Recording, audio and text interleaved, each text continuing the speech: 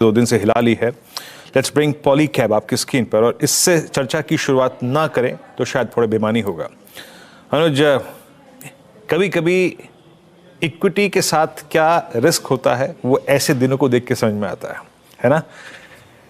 और इसीलिए कहा जाता है कि कितना ही बेहतरीन स्टॉक क्यों ना हो, कभी कभी प्रॉफिट्स को कैश में कन्वर्ट करिए। ये रिस्क कभी ना कभी आएगा। खैर ये ना आपको मालूम था, ना मेरे को, ना बाजार को भी।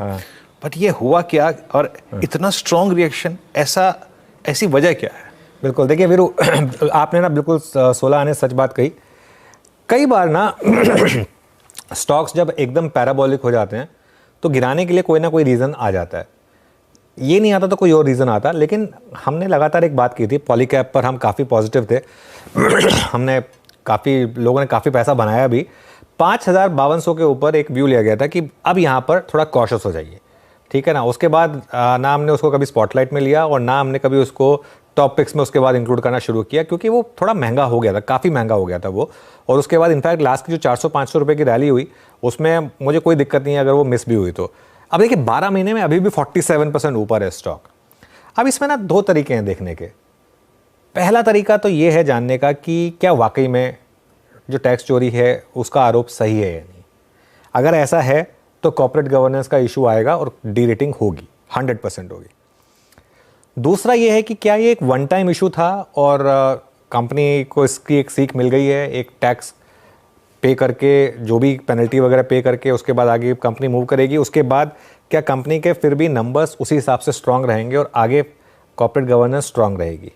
अगर वो केस है तो मुझे लग रहा है कि फिर आगे जाकर किसी न किसी स्टेज पर ये स्टॉक वापस अट्रैक्टिव भी बनेगा, ठीक है ना। सारा मामला है इसमें ये कि ये मतलब आगे जाके क्या हो रहा है इस चीज़ को लेकर। एक चीज़ है बस कि अभी आप इसको बाय करने की जल्दबाजी ना करें, ठीक है ना। ये नहीं कि बस आज की आज ले लिया, लेकिन ध्यान में रखें इसको। आगे मैं फिर बोल रहा हूँ, अगर तो बड़ा कॉर्पोरेट गवर्नेंस इशू है तो नहीं, लेकिन अगर एक वन ऑफ है जिसमें एक थोड़ा सा इशू हुआ है तो ठीक है, एक बार बेनिफिट ऑफ डाउट मिल सकता है। मैं आपको एक एग्जांपल देता हूँ। 2 साल पहले हीरो मोटोकॉर्प के यहाँ भी एक आईटी की रेड हुई थी और वहाँ पर भी बहुत कुछ न्यूज़पेपर रिपोर्ट्स में सुनने को मिला था, ठीक है ना।